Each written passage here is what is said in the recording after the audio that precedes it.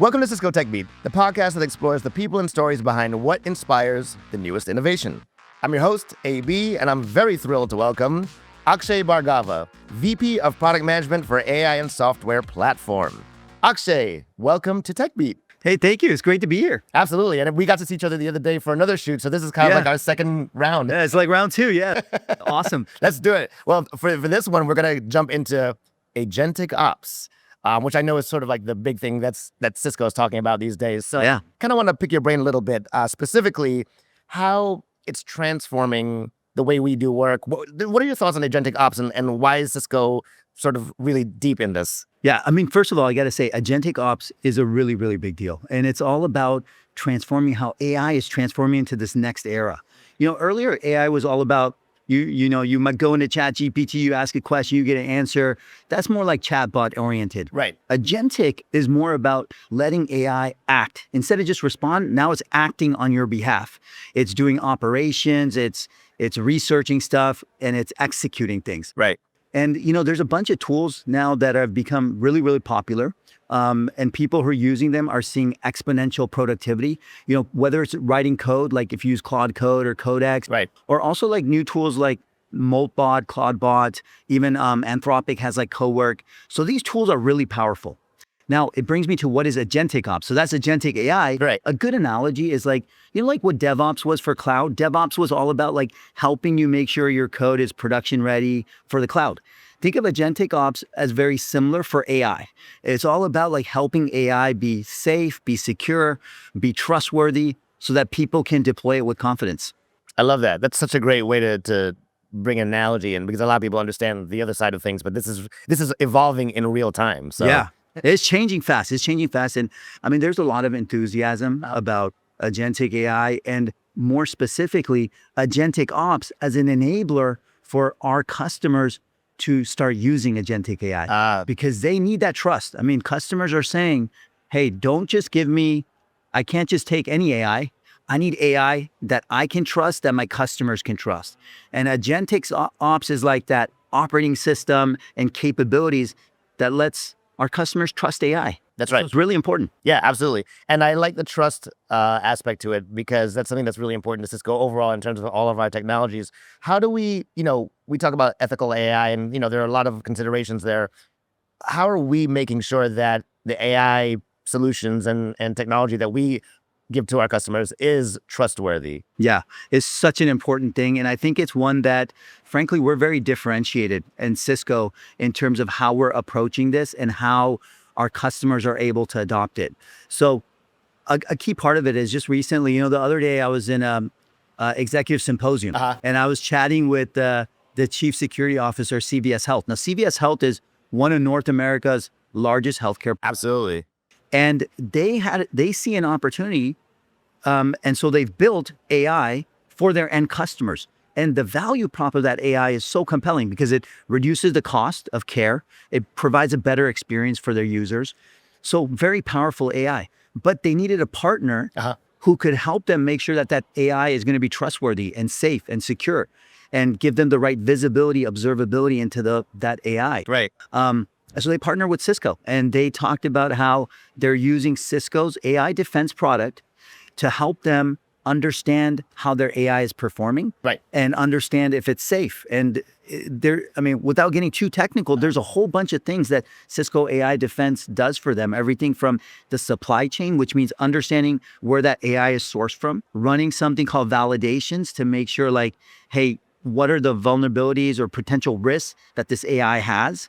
And Cisco has developed some amazing frameworks that are industry leading on AI safety and security. So we have this massive framework that says, here's all the attacker intents. Right. Here's the 150 different kind of techniques or sub-techniques. And how is your AI, in terms of your application, your models, your agents, how is it performing against that? Right. That's the validation. And then in real time, we have guardrails to protect it. So you put this all together, and now you can see why customers like CVS are like, I need AI. And with Cisco AI Defense, I have trustworthy AI. I love that. And I'll tell you what, I am a CVS customer, letting you all know. So, I feel pretty confident now knowing that the company I work for is actually also helping keep CVS safe. So, Yeah, healthcare is an industry where you really can't afford to have whether it's a hack or something else, supply chain. Yeah. People need their medications, they need that healthcare. So Exactly. And of course, CVS Health is just one example. We have many customers like that, but I think it's a really good one because it's a regulated industry, just it's a Fortune 50 company. It's a really marquee name. Yeah. And I think it's one that is leaning in heavy into AI because they feel both the need from a competitive standpoint, and they also see the opportunity to help their customers. I love that. I love that. I think that one of the challenges with AI is that you have to balance innovation with risk management. Yeah. So how do we do that? How do we maintain that balance while still kind of taking advantage of the incredible technology that is AI? Yeah. It's such a pertinent question, especially right now, because, if you asked me this question maybe 10 years ago, there's kind of like this balance bar between like security on one side and speed of execution on the other. And you say, hey, which one do you want? And now the reality is the world has changed drastically. And waiting for AI to be safe and secure is too risky if you don't lean into AI. So the biggest risk that a company might be taking is not getting into AI fast enough. And so that is how the complete dynamics of the industry are changing. And why? You might say, okay, why is that? Well, it's because AI is moving so fast. It's such a transformative technology that if you're not using it and your competition is, you are falling behind right now. Yeah. The time is now. And the reason is it's not trying to be alarmist. It's just being realistic. Like if you're not moving now with AI, you're falling behind.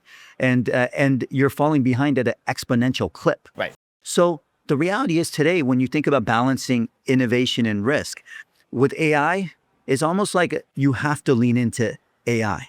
And what you need to do is lean into AI in a way that's also safe. Right. And so this is where having the right kind of partner, a technology partner, services partners are really, really important. And one of the things we're doing is we're helping our customers not only lean into AI and accelerate their innovation and their speed of innovation, but also do it in a way that's safe and fast. And that's where AI defense comes into play. I gave you that example earlier with CVS. And what's happening is right now I see three types of customers coming to us to talk about AI defense. The first is customers who say, I'm a business unit in a big company. I can't wait because if I wait, I'm falling behind and I might lose in the market. And then they're coming to us and say, hey, by the way, we already released this AI. Can you help make it safe and secure? And can we buy your software like today? Right. So that's one camp. It's real and it's happening. The other is there's customers who are, saying, hey, we want to make sure that all of our applications, I'm a platform team, I'm a security team. This is kind of like the CVS case. I want to make sure all of my apps are safe and secure. And I want to make this a best practice and incorporate AI defense into that. So that's another example. And then the third is, customers and service providers are saying, we want to make sure that we help our end customers be safe and secure, build the software with best practices, and we want to incorporate AI defense into their best practices. So we're seeing all three motions happening and happening fast, and we're definitely leaning in to help our customers. And nothing gives us more satisfaction than seeing our customers have safe and trustworthy AI out there. Absolutely. And I want to just dial in a little bit more on that the fast aspect. Of course, your team is really at the heart of all these innovations with AI. But is it still surprising to you on a daily basis just how quickly AI is evolving and how quickly you have to kind of keep up with it? It is. And I'll tell you, just both on a personal level as well as professional. Like on a personal level, I love to just write code. I'm a software engineer by background, a computer scientist back in the day. And just seeing how these tools are changing and evolving is amazing. Like just before the holidays, I would use some of these vibe coding platforms and I would run into a few issues. It was still magical in many ways, but I was still running into issues. And then just 2 weeks ago, I built an app end to end. And I literally had 0 issues. The software was able to build it end to end. I wrote the requirements clearly, and there were 0 issues in the software development. I mean, this is mind blowing, like how good it is. And so that's kind of on the personal side, just kind of how I'm experimenting, playing with the technology. The other thing is on the professional side, we're drastically changing how we build software ourselves at Cisco. I mean, Cisco, we are leaning in big in terms of AI development, both in terms of capabilities for our customer, but also how we build software. Yeah. AI defense, and this was shared at the AI summit. Like, we had all these amazing builders of AI there, like Sam Altman from OpenAI and Jensen Huang and Matt Garman from the CEO of AWS. All these great builders were there. And one of the things that Jeetu shared on stage was that AI defense is one of the first products that is written 100%, that's going to be 100% written with Codex, which is OpenAI's code writing tool. Right. Which is pretty amazing. Because you think about AI defense, it's an enterprise grade product. Right. It is a cybersecurity product, and it's written 100% by AI. I mean, like, if you told someone that 5 years ago, they'd tell you that's crazy. Right. That's crazy talk. Yeah. And now it's real. Wow, that's amazing. And of course, that also means though that even though it's able to do that, we still have guardrails in the terms of like having people be able to monitor that code making. Because I think a lot of people think, oh, well, if AI is building it, that's it. Aren't you worried about that? But there's a human element that I think people miss with regard to the AI conversation. Wouldn't you say? That's right. Okay. That's right. And I'm so glad you brought this up because, a lot of times people will just hear me say that and say, oh, they just put a prompt in and they made the whole product. No, that's not the reality. The reality is there was a lot of thought and discipline on how you can get AI to write such a complex product that has a really complex system architecture and do so in a way that AI could write that code. Right. So we've invested a lot. And I mean, frankly, I think that's tremendous IP that Cisco has in terms of how we do spec-driven development, how we pressure test those specs, and how we get AI to test itself, Right. to deploy itself.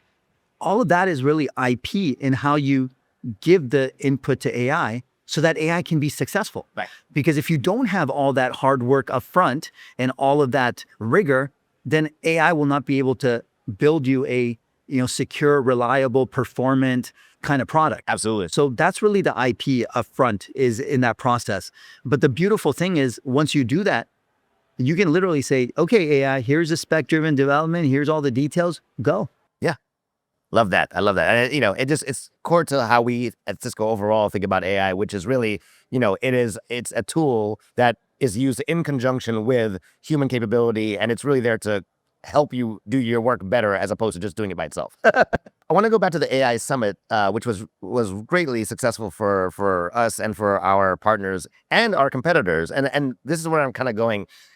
It's really important, I think, that we do work with customers, partners, and other companies that would be considered competitors to sort of advance our technologies. What are your thoughts on that in terms of the importance of working with even competitors to really achieve the same common goal? Yeah, I think look, the ecosystem matters a lot, and being a leader in AI, having the right mindset and openness and platform orientation is critical. Right. Look, no one's going to solve the AI. There's no one company who's going to solve all of AI all by themselves. Right. And especially not when you think about it with the end goal of helping every enterprise, every organization achieve optimal AI. Right. So I think it's really important to think about the ecosystem. And at Cisco, we're doing things that are, really, really forward thinking and leaning into the ecosystem and partners and even competitors and as part of the ecosystem. Right. So a few examples I'll give you. One is, of course, you mentioned AI Summit. AI Summit is bringing together builders, the greatest builders of AI. And, that was a phenomenal show. The other thing that we're doing is we're leaning in to open standards. And so one of the things we're doing is, I talked about it earlier, but, we have the AI safety and security framework. Uh-huh. We've built that at Cisco. We have our AI research team that invested heavily in researching and thinking about the holistic set and building the most comprehensive AI safety and security definition. And now we've given it to the public. We've made it open source. It's out there. We've let testing organizations like Nest, OWASP, and others leverage it.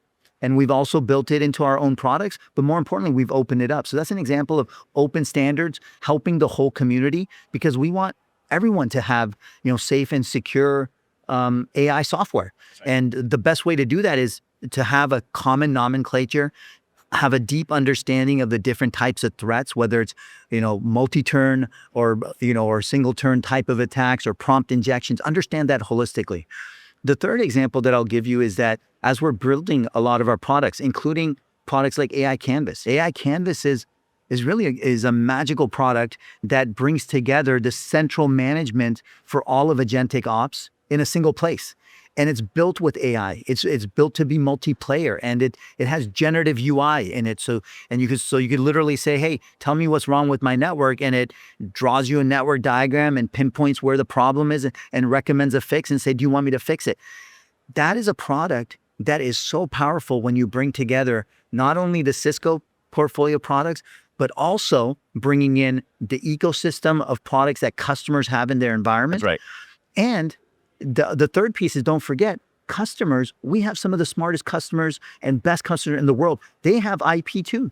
They have remarkable IP. And so also being able to let our customers not only bring in the tools they use, but also bring in the knowledge and skills that they have and bring it all into this one beautiful canvas where they can solve the problems that matter to them or ask AI any problem that matters to them about infrastructure data center. So yes, we're leaning hard into the ecosystem, and hopefully I gave you 3 different examples of how we're doing that. Oh, absolutely. And I think it also just underscores the importance of making sure that the customer is happy, because ultimately we want the customer to have not only just great experiences, but simplified user experiences. Yes, exactly. We want them to have simplified experiences. We want them to be able to harness the power of AI and do so quickly. And most importantly, we want them to be able to do that in a safe and secure and trustworthy way where they feel comfortable with it and they can make their end customers comfortable with AI. Absolutely. While we're on the customer topic, what would you say to customers? What advice would you give to those who are kind of in the beginning of their AI journey and are looking to adopt more AI within their infrastructure, or just need AI solutions for their business outcomes? Yes. The first thing I would say is congratulations, because that's exactly the most important question you probably need to be asking your company today to have success over the next 5 years, 10 years, and beyond. So congrats, you need to be on this journey. Number 2, yes, you need to lean in, but let's do it thoughtfully. And let's help you put together a plan to do it thoughtfully.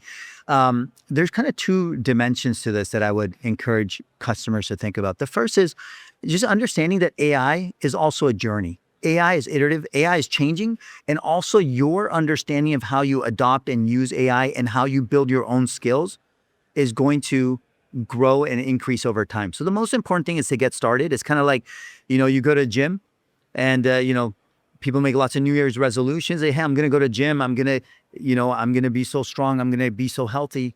But the most important thing is actually first to start. Just go there. Just go to gym, like drive there, go in the door and do something. Right. And then the first day, first week, you do something, and then it starts to become natural. It starts to become a habit. You start to learn, like, yeah, I can work out every day. It's part of my habit.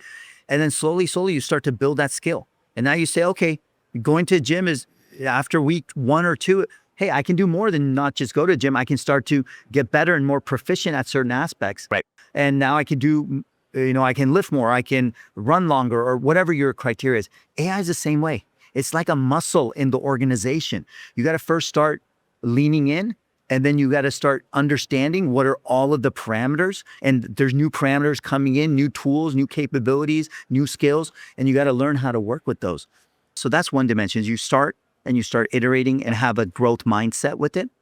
The other aspect is you understand that there's certain capabilities of AI, whether it's, prompt response or agentic AI, or moving towards human in the loop, and then eventually moving to, guided autonomy and full autonomy. So there's kind of a spectrum of even the AI, how much control you give to AI. As you get more comfort, you can move down this continuum. That's right. The third thing that I would recommend customers is make sure that you have the right guardrails and validations as you go through this process. So in case you make mistakes with AI, they're not detrimental. You have the guardrails to protect you. Use a product like AI Defense. It will help you.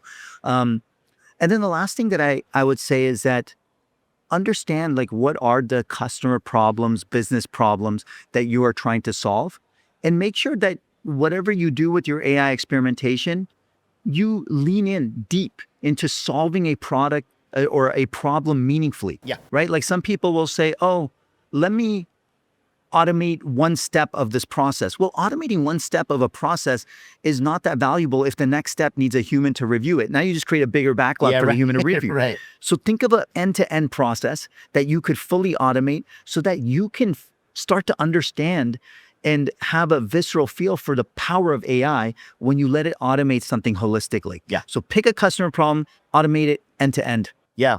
Yeah. And I think that last point, they're all incredibly important. So thanks for sharing your insights on that. That last point is something I've heard other leaders talk about, which is don't just get AI for the sake of AI because it's something to get. You need to really think about, the why you need AI is so much more important than, oh, I just want to have it. Right. So Exactly. And I think I see sometimes people, do these mini experiments. Oh, AI is not that useful. Actually, no, AI is incredibly useful. But the problem is you may not have structured your experiment in a way where you're allowing AI to flex its muscles to do all the things that it can. that's right. And so that's why picking the right customer problem and use case is also important, Yeah. especially when you're getting started. It's one of these things when you see the power and magic of it happening, then you want to lean in to use it. You'll be like, oh, now I can think of 10 more places I can use it. Oh, yeah, absolutely. And I think you might be alluding to this, but we see this in just our everyday personal use of AI. I mean, it's whatever you put into it, it's going to give you back more and it's going to kind of grow with you. So it's a great thing.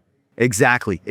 Love it. So clearly, Agentic Ops is redefining enterprise automation, and I'm sure there are some incredible use cases that you could give us now. I'd actually love to hear your take on some of the best use cases for it now, but then when you think 10 years into the future, what possibilities do you see when it comes to AI and Agentic Ops and all of that technology? Amazing.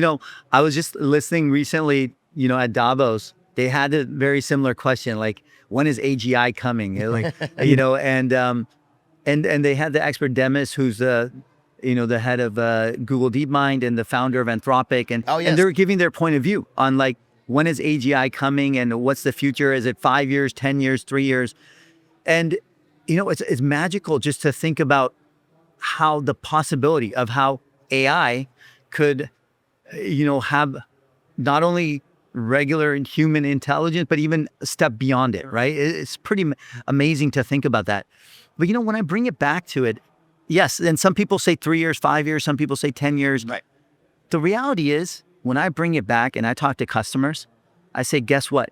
Whether AGI happens or not, you have the possibility to transform your business right here, right now, with the technology that's there. So yes, we can speculate about the future. And by the way, the future is only going to get brighter. The famous saying is that the AI that you're using today is the worst AI you're going to ever use in the future. Oh, wow. Yeah. So AI is always getting better. Right. So that's kind of the power of AI. At the same time, if you want to get business impact, the AI tools are there for you to exponentially get better at your business right here, right now. Right. And some of the type of use cases that I'm talking to customers actively about, span a variety of areas. If, Agentic Ops can be relevant to you if you're doing security operations, right? Like AI Canvas being integrated into all of the Cisco security products and being able to say, hey, you get an alert that, hey, there's some suspicious activity happening. And AI will automatically do all the research for you to figure out, is that suspicious activity worth investigating? Right. What's the root cause of it? Oh, it looks like I've detected this laptop has, C2 server activity and communication that's happening. And then giving you a recommendation that, oh, I've checked with Talos and it is legit that is a real, a real threat and a known threat. And then coming back and saying, I recommend you contain that endpoint right away. Right. And then, do you want to continue? You say, yes, Yeah. I need to. So yes, and it'll go and contain it right away Right, for you. right. Then it'll say, by the way, do you want to take a look at like how this happened in the first place so we fix it so this issue never happens again? And you say, yes, Yeah. I wouldn't want to make sure it never happens again. Then it'll say, okay, here's a recommendation plan. I looked at all your firewall logs. I looked at all this. Some of your settings are opening your security permissions too wide. I recommend let's tailor it just to the people who need it. Right. Should we do that? Yes. And then I say, okay, I'll do it. And they'll say, hey, congrats, we're all done. We fix this issue and we'll make sure this issue never happens again. That's an example of security operation. IT operations, amazing automation opportunities. Hey, customer filed this ticket, automatically respond to that issue, file it in the system, respond to the customer, fix the issue, close the ticket. Amazing. We already talked about a lot of the phenomenal use cases in software development. Yeah, right. Right? Not just building software, but how to test software, how to deploy software. So, I feel like there are so many use cases. I could go on and on. Sure. But the reality is that if you go and talk to a customer, and this is why the enthusiasm is so much about AI, is you could pick any part of the business, you could pick any business process, and there's opportunity to make impact. You can pick any customer-facing experience. There's opportunity that AI can transform that. Yeah. So that's how pervasive and how compelling AI is. And I think to the other aspect of like, where do you see AI, down the road? I feel like today we talk a lot about AI, and we talk about AI in kind of a singular term. Artificial intelligence. It's a singular thing. But actually AI is going to become so pervasive. It is going to move from not just being in an interactive form, in agentic and automation. It's going to become in physical AI. Right? Every robot, every machine, every satellite, data centers in space will have AI. There's going to be this place where AI is going to be proliferated. And even AI, when we talk about agentic AI, if you have agentic AI, like I built an app recently, it has 20 agents. Now, am I going to say that it has 20 AIs? Well, actually, technically, each one of those agents has a purpose. One's an orchestrator, one's a scouting agent, Right. one like looks at blogs, one, correlates, interesting tidbits together. Right. So each of them is like their own AI. So AI will proliferate. It'll become very, very widespread. And I think we're going to talk about AI as just a part of everything. It's just a component of it. Yeah. And I think that's the future we're very quickly heading towards. And it's so exciting. And at Cisco, we could not be more thrilled to be part of this journey, and not only be part of it, but leading this journey and helping our customers lean in and get the maximum impact out of AI and do it in a safe and reliable and secure way. Oh, yeah. And I love that outlook. You explained it so well. It's almost kind of like the internet. It's like when it first came out, World Wide Web. Oh, check the World Wide Web. Now we just go online. Like now, nobody really references the World Wide Web anymore. But no, that's a great way to look at it, both in present day perspectives as well as looking to the future. So let's step away from work really quickly, because I want to close out with more of a non-work topic. When you're not busy, and I know you're really busy, and you're kind of like just you have time to yourself, you're not at work, you want to find your Zen moment, you want to just take a load off. What are some activities or hobbies that you find joy in participating in? Some of the things that I have a lot of, I got 2 boys. We love sports. We do a lot of sports. And, I'll tell you one thing that's very interesting, how AI has changed some of my habits. I was getting on the plane, and before I left the plane, I had to say, okay, AI, while I'm on this plane, can you please build these enhancements to my app? And so that way, by the time I get off the plane, I know that AI's done all my work for me, right? Or AI, hey, prep, I got this customer meeting, prep for this meeting so that by the time I land, I know I'm ready to go. And it's kind of funny because a lot of times when I go with my kids, we'll go play something. I'll be like, hey guys, give me just 2 minutes. Let me just tell AI a few things to do so that I know AI is working while I'm playing outside. Yeah. And I feel like that's part of how I think AI has become intertwined in my life and my hobbies. It's like, it's not something, it's like even when I go to do a hobby, it's like before I leave to go my hobby, I'm like, AI, I want to make sure you're working while I'm having fun. Make sure you're doing my work. Oh yeah, that's like the perfect use case for AI, because you're still using your own proprietary thoughts, but someone's doing the heavy lifting, and you can enjoy your family time. Yeah, exactly. But that's the thing I love the most. Family time, spending time with boys. We play a lot of basketball. My boys like to swim. They like soccer. Unfortunately, I'm not very good at soccer. So I feel like I'm also learning soccer as an adult now.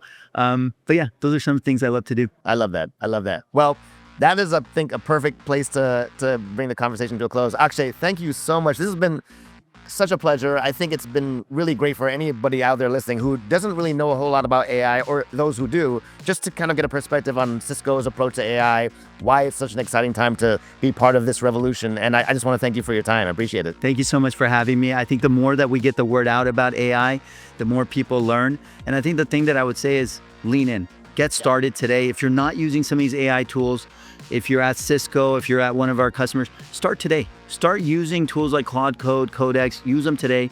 And if you're a customer or if you're in a large organization, think about how you can use AI with trust and safety in mind. And Cisco is here as your partner. We can help you. We have tools like AI Defense that can help you on this journey, get jump started, and make sure that you get to a successful outcome very quickly. Love it. Thanks so much. Hey, thank you. All right.